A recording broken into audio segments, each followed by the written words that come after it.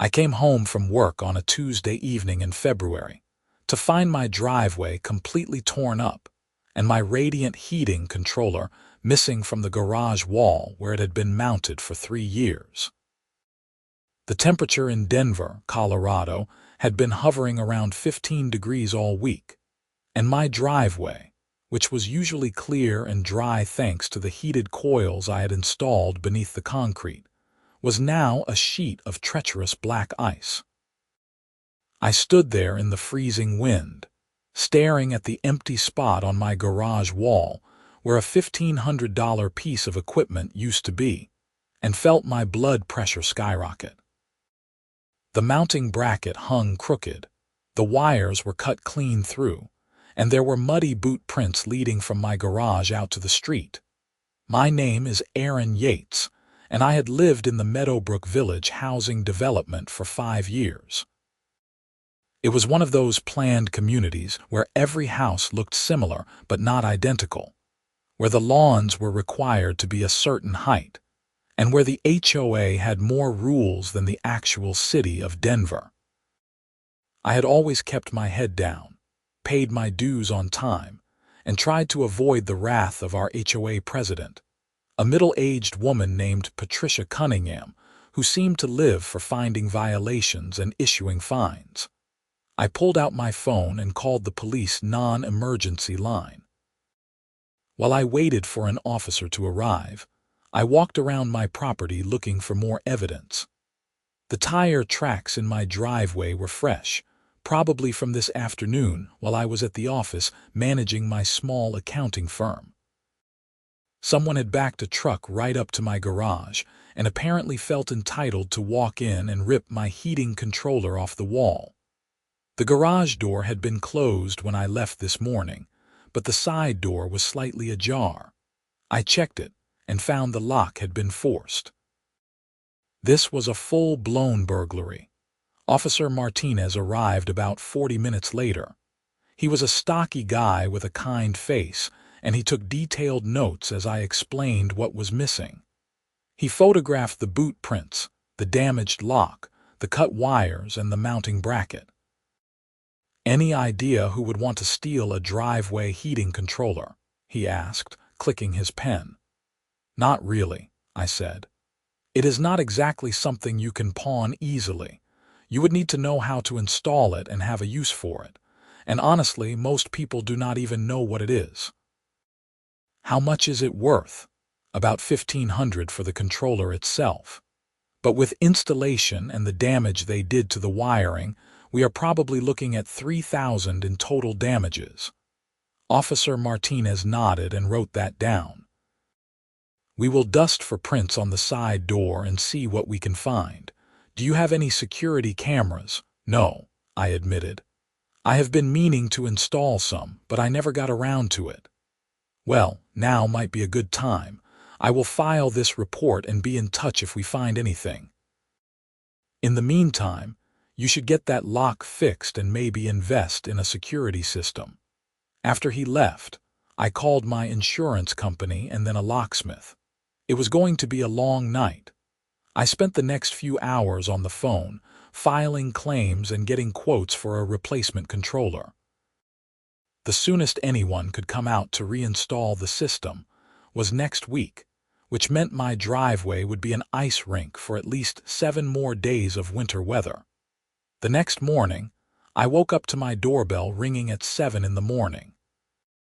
I stumbled downstairs in my bathrobe and opened the door to find Patricia Cunningham standing there with her clipboard and her trademark scowl. She was wearing a puffy white coat and had her gray hair pulled back in a tight bun that looked painful. "Mr. Yates," she said, her voice sharp, "I am here to inform you that you are in violation of HOA Code Section 12.4. Your driveway is covered in ice and poses a safety hazard to the community." I blinked at her, still half asleep. "Patricia, someone broke into my garage yesterday and stole my heating controller. I filed a police report.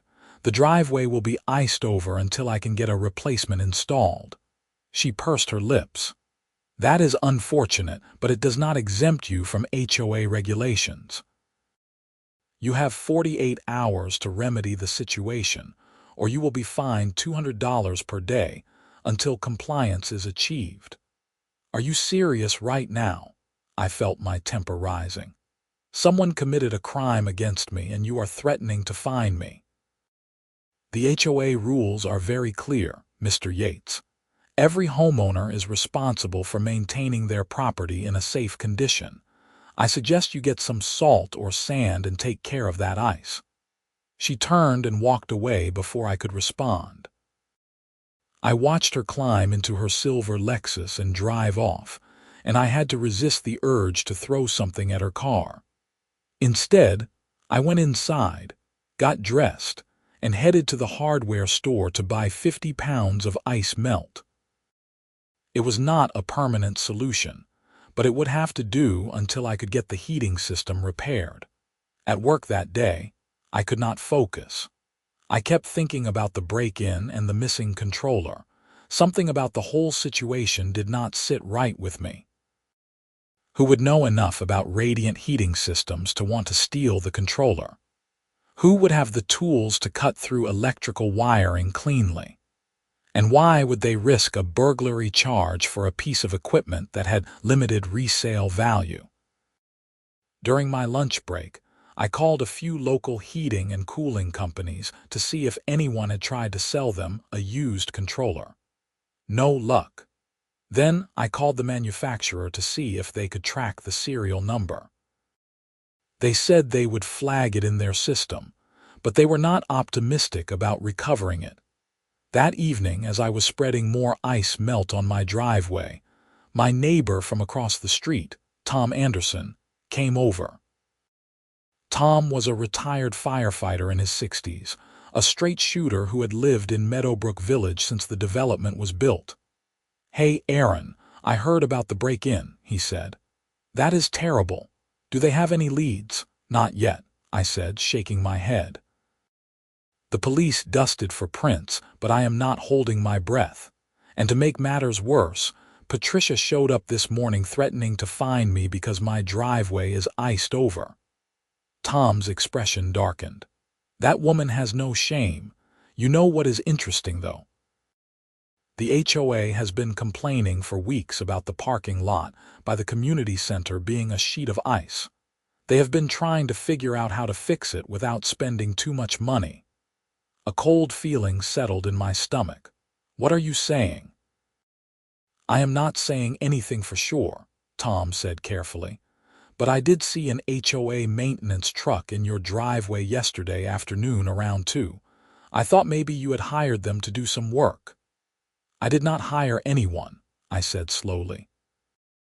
"Tom, are you telling me you think the HOA stole my controller?" "I am saying it is worth looking into. Patricia has done some shady stuff over the years, but this would be a new low even for her." After Tom left, I sat in my living room trying to process this information. Could the HOA really be brazen enough to steal private property from one of their own residents? It seemed insane, but the more I thought about it, the more it made sense. They had the knowledge, they had the motivation, and they had access to maintenance crews who could do the actual work. I decided to do some investigating of my own. The next morning, I called in sick to work and drove over to the Meadowbrook Village Community Center.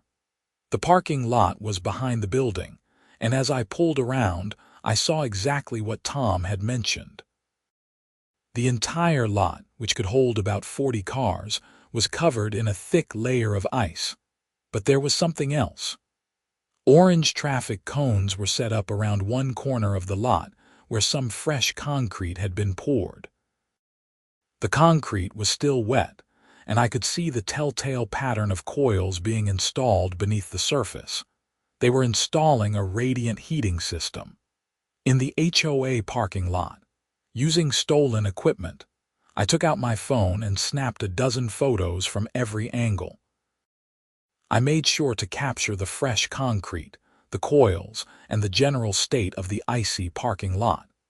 Then I drove around to the front of the building and walked inside. The community center was a bland beige building with a small gym, a meeting room, and an administrative office. The office door was open and I could see Patricia sitting at a desk, typing on a computer. I knocked on the door frame. "Mr. Yates," she said, looking up with obvious annoyance. "What can I do for you?" "I wanted to talk to you about my driveway situation," I said, keeping my voice neutral. "I am having trouble getting a replacement controller, and I was wondering if the HOA might have any resources or recommendations." Her eyes flickered with something I could not quite read. "I am afraid the HOA does not typically assist with private property repairs. That is the homeowner's responsibility." "Right, of course. I just thought since you all are doing some work on the parking lot, maybe you had a contractor you could recommend." "I do not know what you mean," she said, but her voice had gone up half an octave.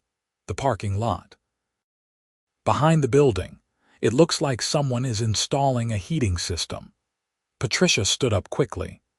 "That is HOA business and not a matter for individual homeowners to concern themselves with. Now, if you will excuse me, I have work to do." "Just out of curiosity," I said, not moving from the doorway. "Where did the HOA get the funding for that kind of project? Those systems are not cheap. I should know since I paid for one myself." "The HOA budget is reviewed and approved by the board," Patricia said coldly. "Everything is above board. Now please leave before I have you escorted out for trespassing." I left, but I was more convinced than ever that I was right. Patricia's defensive reaction told me everything I needed to know. Now I just had to prove it. Back at home, I called Officer Martinez and told him about my suspicions. He listened carefully and said he would look into it, but he warned me that I needed concrete evidence before they could do anything. Seeing installation work being done was not the same as proving they were using my stolen equipment. I spent the rest of the day researching Colorado law regarding HOAs and theft. It turned out that HOA board members could be held personally liable for illegal actions taken on behalf of the association. If I could prove that Patricia had orchestrated the theft of my controller, she could face criminal charges and civil liability. That evening I got a call from an unknown number. When I answered, a male voice I did not recognize spoke quietly. "Mr. Yates, my name is David Chen. I am one of the maintenance workers for Meadowbrook Village HOA. I heard you had your heating controller stolen." "Yes, that is right," I said, my heart rate picking up. "Do you know something about it?" "I cannot talk long. Patricia will kill me if she finds out I called you. But I was on the crew that went to your house on Tuesday. We were told it was an approved HOA project, that you had donated your old controller to be used for the community center parking lot. I did not think much of it at the time, but then I heard you filed a police report, and I realized something was wrong." "David, are you saying Patricia ordered you to take my controller?" She told our crew chief, Ramon Garcia, that it was all approved. She showed him a work order and everything. We just followed instructions. But now I am worried we might get in trouble for something we did not know was wrong. "Can you testify to what happened?" I asked. "Can you provide documentation?" "I took a photo of the work order because I thought the whole thing was weird. I can send it to you. But please, you cannot tell anyone where you got it. I need this job." "I understand. Send me whatever you have, and I will do my best to keep you out of it." 2 minutes later, my phone buzzed with a text from David's number. It was a photo of a work order on official HOA letterhead. The order authorized the removal and reinstallation of a radiant heating controller from my address to the community center parking lot. It was dated for Tuesday afternoon and was signed by Patricia Cunningham. I had her. The next morning, I made copies of everything: the work order, the photos of the parking lot, the police report, and my own documentation of the theft. Then I drove to the Denver Police Department and asked to speak with Officer Martinez. He was out on patrol, but another officer, Detective Sarah Williams, agreed to meet with me. Detective Williams was in her 40s with sharp eyes and a no-nonsense attitude. I laid out everything I had discovered, showing her the evidence piece by piece. She studied the work order carefully. "This is definitely fraud at minimum," she said. "And if they took your property without permission, it is theft regardless of whether they claim it was approved. The fact that she forged a work order makes it even worse." "What happens now?" I asked. "Now I get a warrant, and we go have a conversation with Miss Cunningham. I will also need to speak with the maintenance worker who took the photo and anyone else who was involved. Can you get me his contact information?" I hesitated, thinking about David's request for anonymity. "He is worried about losing his job. He will be protected as a witness, and honestly, if he cooperates, he probably will not face any charges. He was acting on what he believed were legitimate orders from his employer." I gave her David's number, and she said she would be in touch. As I left the police station, I felt a weight lift off my shoulders. Finally, someone was taking this seriously. 3 days later, Detective Williams called to let me know they had executed a search warrant at the community center. They had found my controller, still in its original housing, installed in the control panel for the new parking lot heating system. The serial number matched my receipt. They had also seized HOA financial records and communications that showed Patricia had been planning this for weeks. Apparently, the HOA board had voted down her proposal to install a heating system in the parking lot because it was too expensive. Patricia had decided to do it anyway, figuring she could take credit for solving the ice problem and deal with the budget issue later. When she saw my heated driveway working perfectly all winter while the parking lot remained dangerous, she came up with her plan. Patricia Cunningham was arrested and charged with theft, fraud, and abuse of her position as HOA president. Ramon Garcia, the crew chief, was also arrested but quickly agreed to testify against Patricia in exchange for reduced charges. David Chen was interviewed as a witness and confirmed everything. The story made the local news. HOA president arrested for stealing residents' property was the headline in the Denver Post. My phone would not stop ringing with calls from neighbors, reporters, and even other HOA members who wanted to share their own horror stories about Patricia. The HOA board held an emergency meeting and voted unanimously to remove Patricia from her position. They also voted to pay for all damages to my property, including the replacement controller, the electrical repairs, and the damaged lock on my garage. They issued a formal apology and promised to reform their policies to prevent anything like this from happening again. My driveway heating system was reinstalled by a professional contractor within a week, paid for entirely by the HOA's insurance company. The company also investigated the parking lot installation and determined that my stolen controller had been improperly installed and needed to be replaced with a correctly sized unit. The heating system Patricia had been so proud of did not even work properly, because my residential controller was not powerful enough for a commercial parking lot. Meanwhile, their parking lot stayed frozen all winter. The HOA board decided not to complete the heating system installation until after Patricia's criminal case was resolved, and they could do a full audit of the association's finances. By the time they got around to fixing it properly, spring had arrived, and the ice had melted on its own. Patricia's preliminary hearing was scheduled for late March.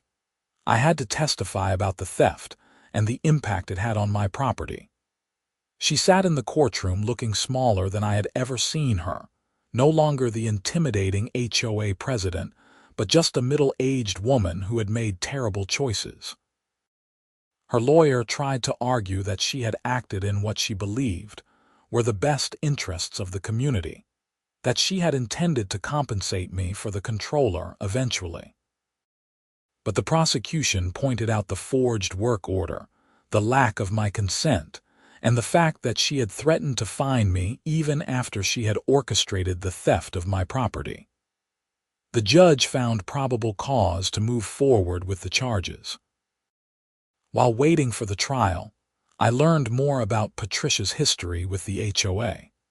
She had been president for 8 years and had gradually accumulated more and more power. She had pushed through rule changes that gave her unilateral authority to approve maintenance projects under a certain dollar amount. She had bullied board members who questioned her decisions. Several homeowners had moved out of Meadowbrook Village specifically to get away from her reign of terror. One afternoon in April, I got a call from the district attorney's office. Patricia had agreed to a plea deal. She would plead guilty to theft and fraud, serve 6 months in county jail, pay full restitution for all damages including my legal fees, and resign permanently from any HOA leadership position. In exchange, the prosecution would drop the more serious abuse of authority charges.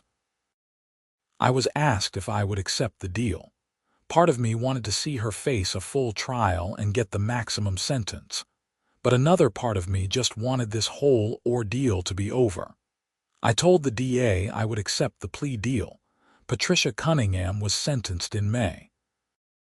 I attended the sentencing hearing and was allowed to give a victim impact statement.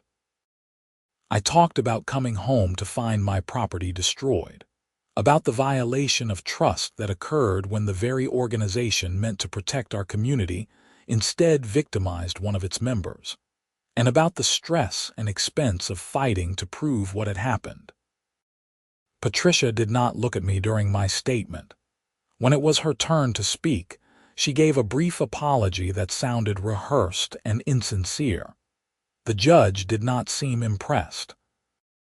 He imposed the 6-month sentence and ordered her to pay $3,500 in restitution, which covered my controller, the installation costs, the lock repair, and my attorney fees for consulting with a lawyer during the investigation. After the sentencing, Detective Williams found me in the hallway. "Justice is not always perfect," she said, "but at least she is being held accountable." "What happens to the HOA now?" I asked. "That is up to your community. Hopefully you will elect better leaders." She was right. The following month, Meadowbrook Village held emergency elections for a new HOA board. Tom Anderson, my neighbor, agreed to run for president. Several other long-time residents stepped up to fill the other positions. They ran on a platform of transparency, accountability, and respect for homeowners' rights. Tom won by a landslide. One of his first acts as president was to commission an independent audit of the HOA's finances under Patricia's leadership. The audit revealed that she had misappropriated funds multiple times over the years, using HOA money for personal expenses and unapproved projects. The total amount exceeded $20,000. The new board filed a civil lawsuit against Patricia to recover the misappropriated funds. Her homeowner's insurance denied coverage since the theft was intentional, which meant she would be personally liable. With attorney fees and damages, she was looking at a judgment well over $50,000. She ended up having to sell her house in Meadowbrook Village to pay the settlement. Throughout that summer, the community slowly healed. The new board worked hard to rebuild trust, holding monthly meetings where homeowners could voice concerns and ask questions. They revised the HOA rules to be more reasonable and established checks and balances to prevent any one person from having too much power. They also installed security cameras throughout the common areas to protect against future theft or vandalism. My life gradually returned to normal. My driveway heating system worked perfectly, keeping the concrete clear even during the occasional late-season snowstorm. I finally installed security cameras around my property, something I should have done years ago. And I started attending HOA meetings regularly, determined to stay informed and engaged so nothing like this could happen again. One evening in July, I was watering my lawn when Tom walked over with a beer in each hand. He offered me one and we stood there watching the sun set over the Rocky Mountains in the distance. "Can you believe what a mess that was?" Tom said, shaking his head. "Some days it still feels surreal," I admitted. "I mean, who steals a driveway heating controller?" "It is such a specific, weird crime. Power corrupts," Tom said simply. "Patricia thought she was above the rules. She thought she could do whatever she wanted because she had been in charge for so long. It was only a matter of time before she went too far. I am just glad it is over." "It is not completely over," Tom said. "Patricia gets out of jail in November, and she still lives in the area, or at least she did before she sold her house. Who knows where she ended up?" I thought about that. The idea of running into Patricia at a grocery store or a restaurant made me uncomfortable, but I also knew I could not live my life worried about awkward encounters. She had been held accountable for what she did. That was what mattered. "How is the new board working out?" I asked, changing the subject. "Better than I expected," Tom said. "We actually had a unanimous vote last week on a proposal to repave some of the community roads. Under Patricia, that would have turned into a 3-hour fight. Now people are actually working together." "That is good to hear." We stood there in comfortable silence for a while, enjoying the warm evening. My phone buzzed with a text from my girlfriend Amanda, who I had started dating a few months ago. She wanted to know if I was still coming over for dinner. I texted back that I would be there in an hour. "Got plans?" Tom asked. "Dinner with Amanda. Good for you. You deserve some happiness after everything you went through." As I drove over to Amanda's apartment later that evening, I reflected on how much my life had changed in the past 6 months. I had gone from being a quiet homeowner who just wanted to be left alone to someone who had fought back against corruption, and won.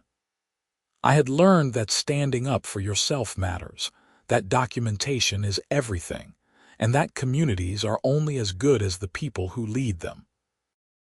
Amanda greeted me at her door with a hug and a glass of wine. She lived in a regular apartment complex with no HOA, and I had to admit there was something appealing about that simplicity. We had met through mutual friends at a barbecue, and she had been supportive throughout the whole ordeal with Patricia. "How was your day?" she asked as we sat down to eat the pasta she had prepared. "Pretty normal, actually. Work was busy, but in a good way." Tom stopped by and we talked about the HOA for a bit. "Are you still glad you stayed in Meadowbrook Village? I know you talked about selling and moving somewhere else." I had considered it. Right after the theft, I had been so angry and frustrated that I wanted nothing more than to leave the community behind. But as the legal process played out and the new board took over, I realized that running away was not the answer. "I am glad I stayed," I said. "That is my home. I put a lot of work into that house and I love the neighborhood. Letting Patricia drive me away would have felt like she won in a way. I get that, and it sounds like things are really improving." "They are. The new board is actually doing good work. They care about the community, not about power trips and control." We talked about other things over dinner.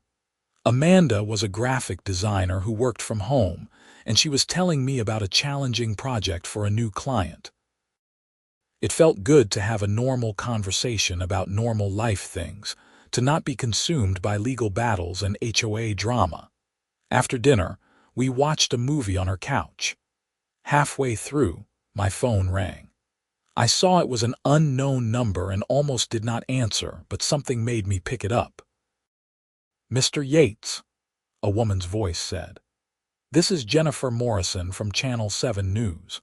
I am doing a follow-up story on the HOA theft case, and I was hoping I could interview you about what happened and how the community has changed since then." I looked at Amanda, who raised her eyebrows questioningly. I put the call on mute for a second. "It is a reporter wanting to do a follow-up story," I whispered.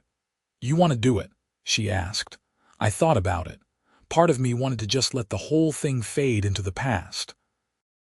But another part of me thought that sharing my story might help other people in similar situations, might encourage them to stand up to abusive HOA boards or document problems before they escalated.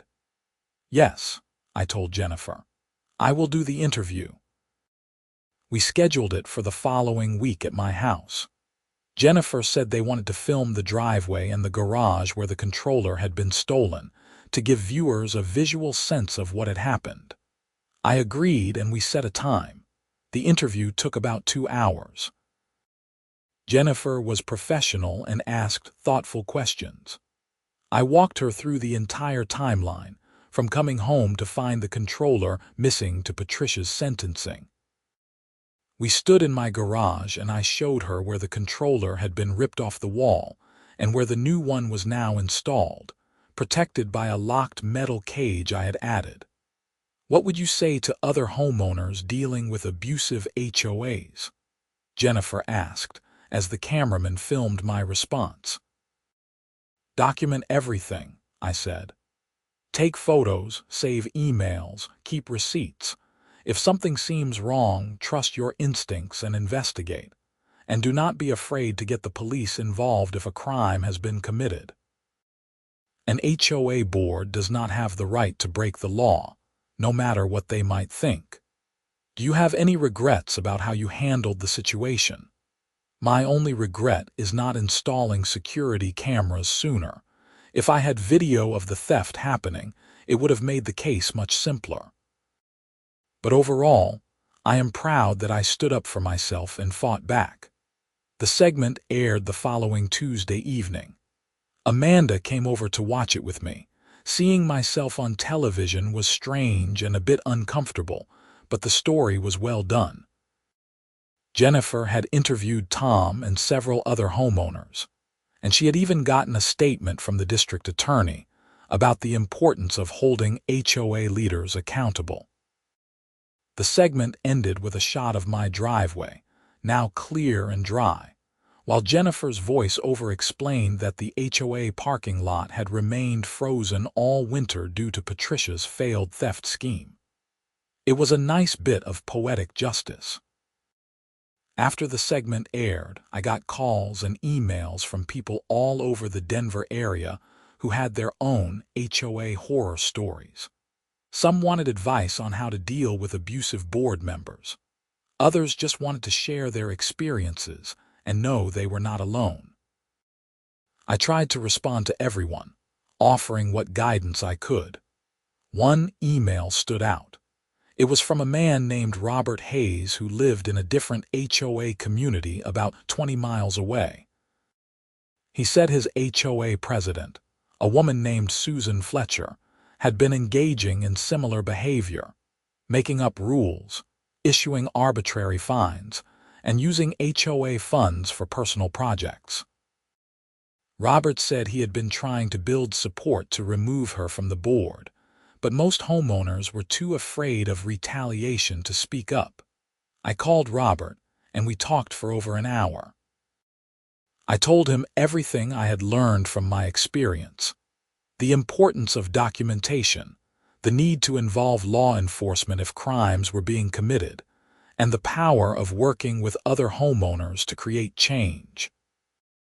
I also gave him Detective Williams's contact information in case he needed to file a police report. A few weeks later, Robert called to thank me. He said that my advice had given him the confidence to push forward. He had organized a group of concerned homeowners, collected evidence of Susan's misconduct, and presented it to the HOA board. The board had voted to remove Susan from her position and was conducting a full audit of the association's finances. "You helped save our community," Robert told me. "I cannot thank you enough." "You did the hard work," I said. "I just shared what I learned." But his words stayed with me. Maybe something good could come from the nightmare I had gone through. Maybe my experience could help prevent others from being victimized by power-hungry HOA boards. In September, I attended the annual Meadowbrook Village Community Picnic. It was a tradition that had fallen by the wayside during Patricia's reign, but the new board had decided to bring it back. The turnout was incredible. Nearly every household in the development was represented, with families bringing food and setting up games on the community center lawn. Tom gave a short speech thanking everyone for their patience during the transition and promising to continue working hard to make Meadowbrook Village a great place to live. People actually applauded, something I had never heard at an HOA event before. I spent the afternoon playing volleyball and talking with neighbors I had barely known before. There was a sense of renewal in the air, a feeling that we had all been through something difficult together and had come out stronger on the other side. As the sun started to set and families began packing up their things, a woman in her 30s approached me. She introduced herself as Michelle Carter and said she had moved into the neighborhood just 2 weeks earlier. "I heard about what happened with the previous HOA president," she said. "It is actually part of why I bought here. I figured any community that could stand up to corruption like that must be a good place to raise my kids." I had not thought about it from that perspective. The Patricia situation, as terrible as it had been, might actually end up being good for property values and the community's reputation. People wanted to live in a place where residents held their leaders accountable. "Welcome to the neighborhood," I told Michelle. "I think you will like it here." October brought the first real cold snap of the season. Overnight, the temperature dropped into the 20s and a thin layer of frost covered everything. I woke up early and looked out my window to see my driveway completely clear, while the street and other driveways were white with frost. My heating system was working exactly as it should. I thought about the HOA parking lot, still without a functioning heating system. The board had decided to install a new system in the spring, doing it properly this time with the right equipment and appropriate permits. For now, they were managing the ice with salt and sand, the old-fashioned way. That afternoon, I got a call from Detective Williams. It had been months since we had spoken, and I wondered what she wanted. "I wanted to give you a heads up," she said. "Patricia Cunningham is being released from jail next week. She served her full 6-month sentence with no early release due to her lack of remorse and refusal to participate in rehabilitation programs." "Okay," I said slowly. "Why are you telling me?" "Because she made some comments while incarcerated that concerned the sheriff's department. Nothing specific enough to act on, but suggestions that she blamed you for her situation and felt you had overreacted by involving the police." "Is she threatening me?" "Not overtly. But I wanted you to be aware and to take precautions. Make sure your security system is working. Be alert to anyone suspicious around your property. If she contacts you or comes near your home, call us immediately." After hanging up, I felt a chill that had nothing to do with the weather. I had thought this was all behind me, but apparently Patricia was not ready to let it go. I checked all my security cameras and made sure they were recording properly.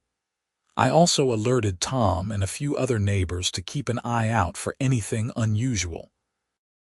Patricia was released from county jail on November 3rd. I know because I looked it up in the public records. For the next few weeks, I was hypervigilant, checking my cameras constantly and looking over my shoulder whenever I came home. But nothing happened.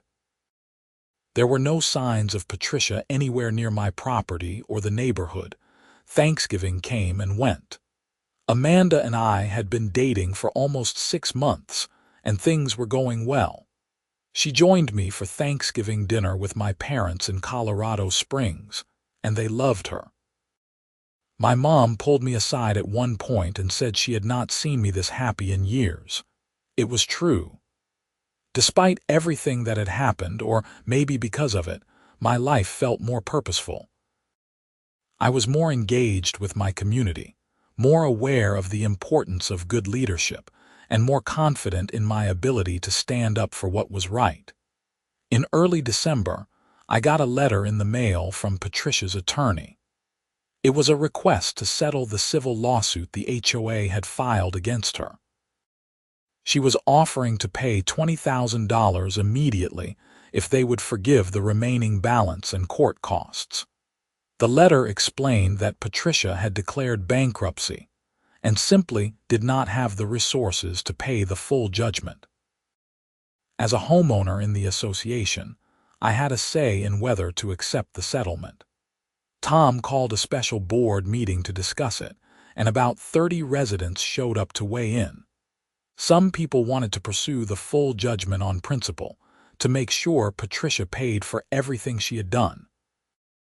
Others argued that $20,000 now was better than spending years trying to collect a judgment from someone who had no money.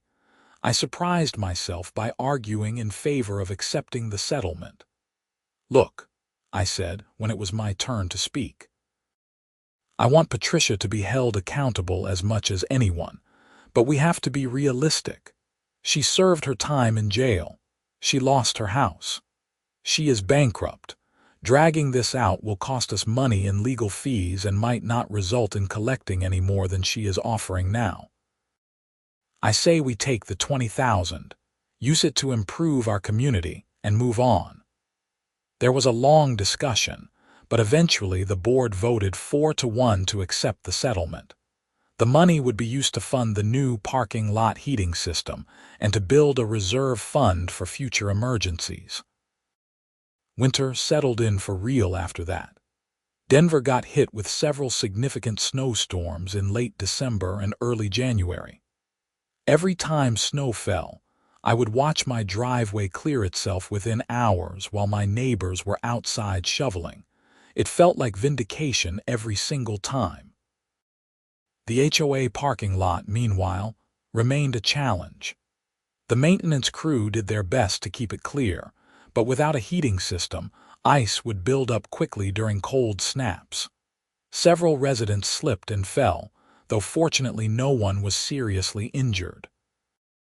It was a constant reminder of Patricia's failed scheme and the importance of doing things the right way. In January, I got a call from Robert Hayes, the man who had reached out to me after seeing the news segment. He wanted to let me know that the audit of his HOA's finances had revealed that Susan Fletcher had embezzled nearly $30,000 over 3 years. She had been arrested and charged with multiple felonies. "You started a domino effect," Robert said. "People are realizing they do not have to put up with corrupt HOA leaders. They can fight back." I was proud to hear that, but I also knew that every situation was different. I had been fortunate to have evidence, supportive neighbors, and a police department willing to investigate. Not everyone would be that lucky. As winter turned to spring, life in Meadowbrook Village continued to improve. The new board had established committees for different aspects of community management, spreading the work and responsibility among multiple people. They had also implemented term limits to ensure no one person could accumulate too much power again. In March, construction began on the new parking lot heating system. This time, it was done properly, with permits, licensed contractors, and equipment appropriately sized for a commercial application. The HOA sent out regular updates to all residents, showing photos of the progress and explaining how the system would work. The transparency was refreshing. Under Patricia, homeowners had been kept in the dark about everything. Now we knew exactly where our money was going and why. One sunny April afternoon, I was working in my front yard when a car pulled up that I did not recognize. A woman got out, and it took me a moment to realize it was Patricia Cunningham. She looked different, thinner and grayer, without the imperious air she had always carried before. My first instinct was to go inside and call the police, remembering Detective Williams's warning. But something about Patricia's body language made me pause. She looked defeated, not threatening. "Mr. Yates," she said, stopping at the end of my driveway. "I know I am probably the last person you want to see, but I wanted to talk to you if you will give me a few minutes." I pulled out my phone and held it where she could see it. "I am going to record this conversation," I said, "and if you make any threats or do anything inappropriate, I am calling the police immediately." "I understand," she nodded slowly. "I am not here to cause trouble. I am here to apologize." That caught me off guard. Apologize? I spent 6 months in jail with nothing to do but think about what I did, about how I betrayed the trust of the community and hurt you specifically. I let the power go to my head. I started thinking I knew better than everyone else, that the rules did not apply to me. She paused, looking down at her hands. "What I did was wrong. It was theft. It was abuse of power, and it was unforgivable. I do not expect you to forgive me, but I needed you to know that I understand that now." "I am sorry." I studied her face, trying to determine if this was genuine or just another manipulation. She looked sincere, but then again, she had been good at appearing sincere when it suited her purposes. "You made my life hell for months," I said quietly. "You violated my home, stole my property, and then tried to fine me for the problems you caused. And you did not seem to care at all about how it affected me." "I know. I was so focused on solving the parking lot problem and proving I could do it despite the board voting me down. I did not think about you as a person, just as someone who had equipment I needed. That was incredibly selfish and wrong." We stood there in silence for a long moment. Part of me wanted to yell at her, to tell her exactly how much stress and anxiety she had caused.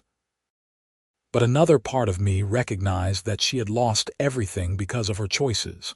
Her freedom, her home, her reputation. Maybe that was punishment enough. "I appreciate you coming here to say this," I finally said. "I do not know if I forgive you, but I accept your apology. I hope you can rebuild your life and learn from this." Patricia nodded, tears gathering in her eyes. "Thank you. That is more grace than I deserve." She turned to go, then looked back. "For what it is worth, I am glad the HOA is in good hands now. Tom is a good man. The community is lucky to have him." I watched her drive away, feeling a strange mixture of emotions. I had spent so much time being angry at Patricia, seeing her as a villain who had wronged me. But standing there in my driveway, I saw her for what she really was. A flawed person who had made terrible choices and was now living with the consequences. That evening, I told Amanda about the encounter. We were at my place, cooking dinner together, and I found myself processing out loud what I was feeling. "You think she was sincere?"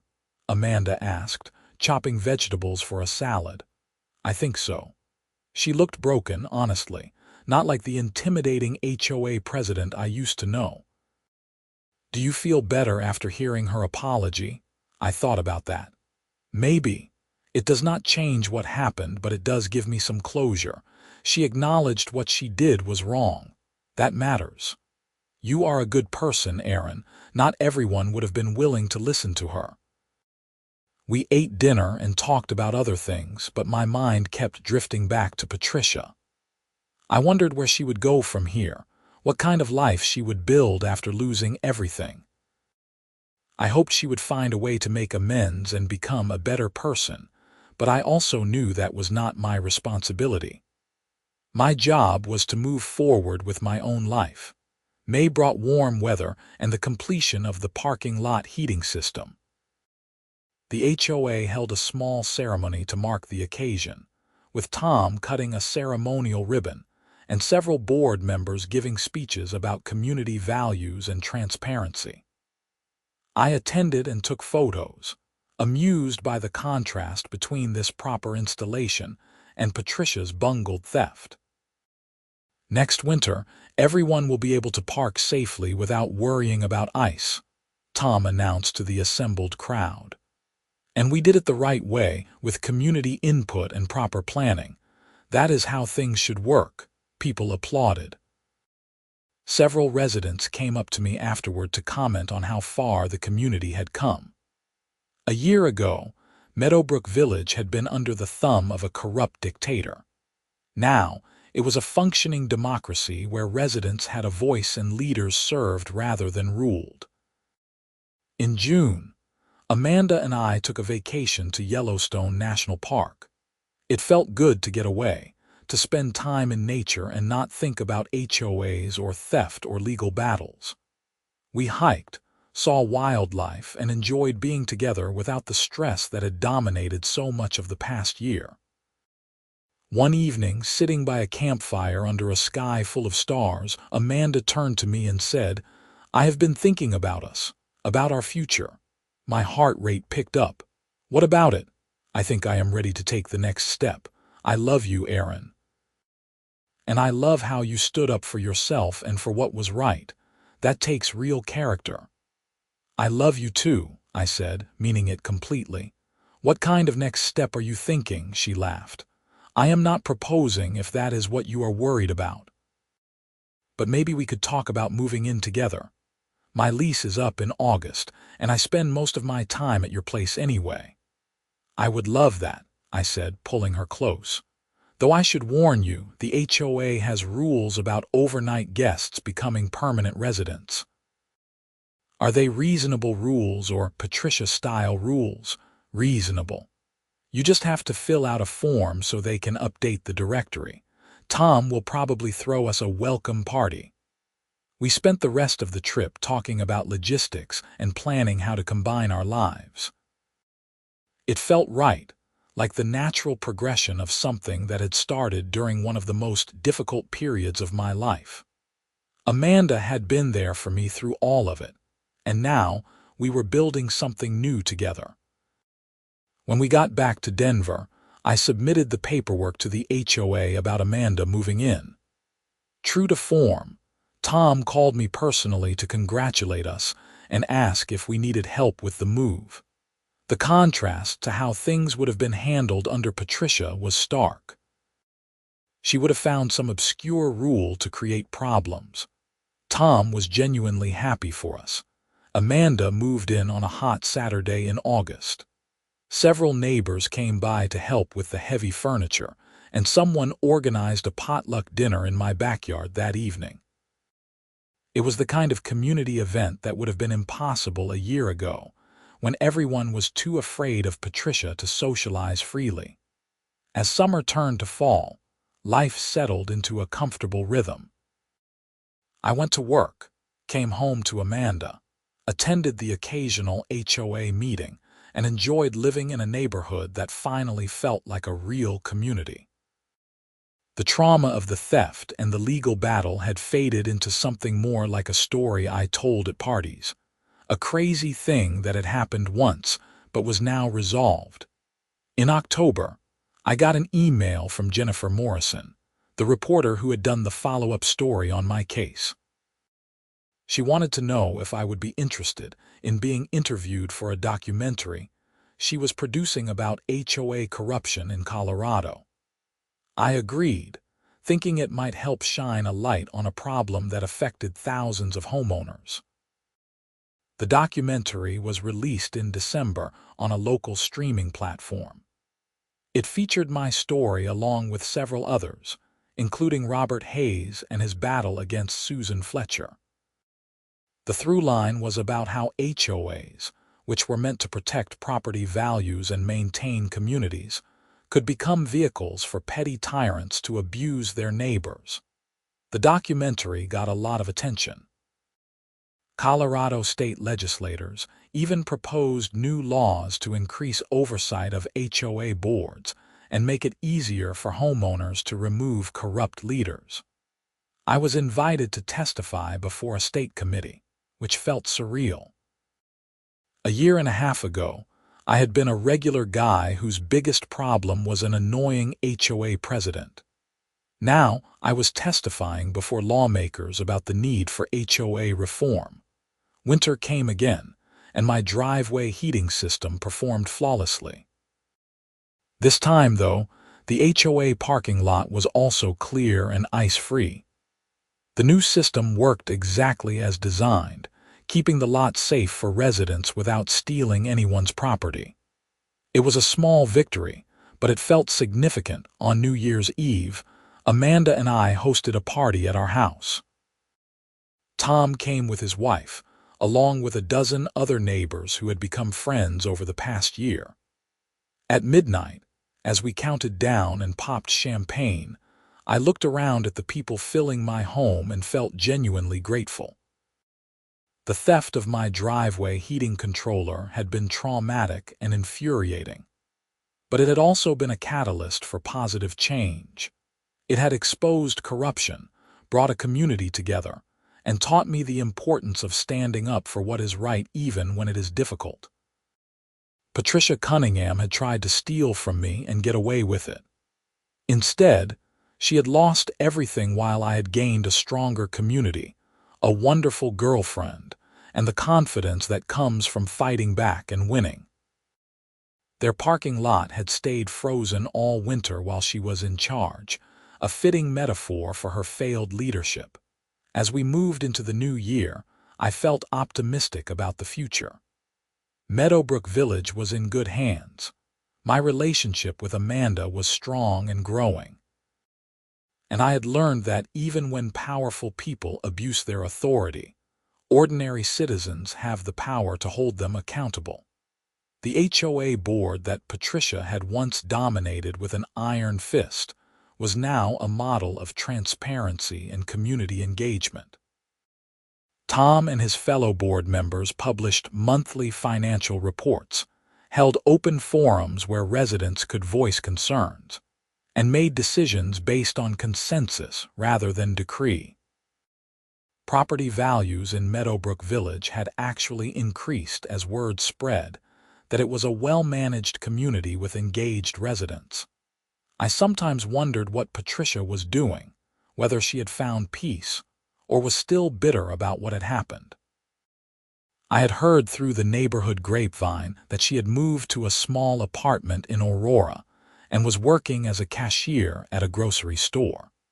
It was a dramatic fall from her position as HOA president, but it was a life she had created through her own choices.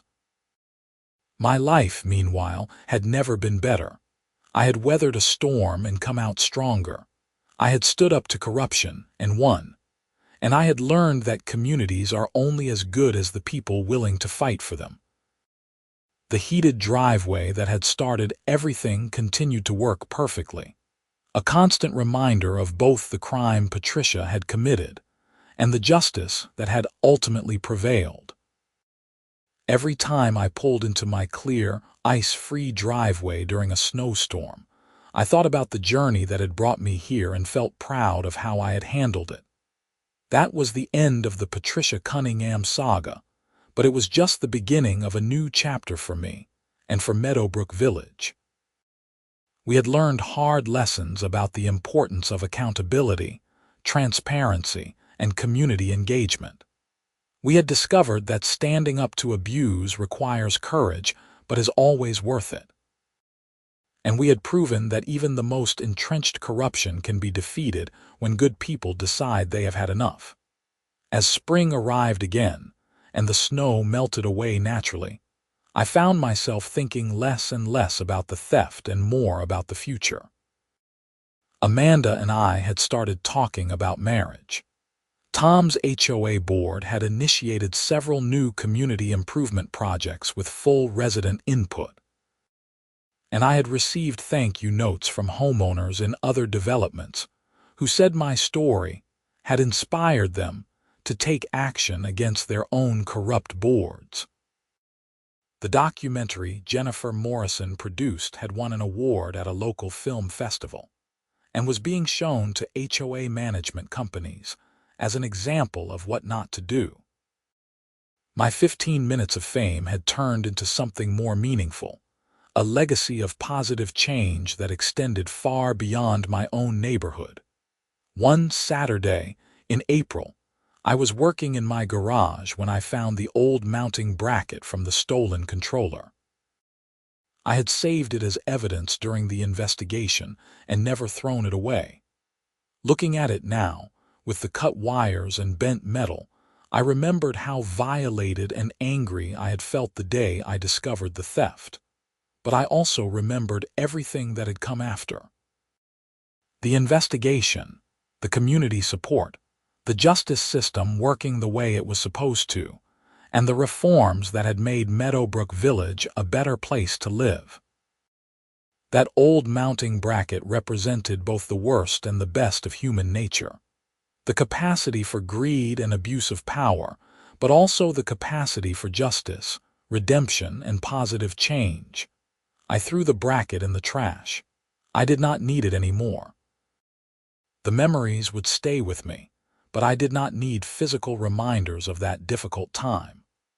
What I needed was to keep moving forward, to keep building the life Amanda and I were creating together, and to keep working to make my community a place where everyone felt safe and respected.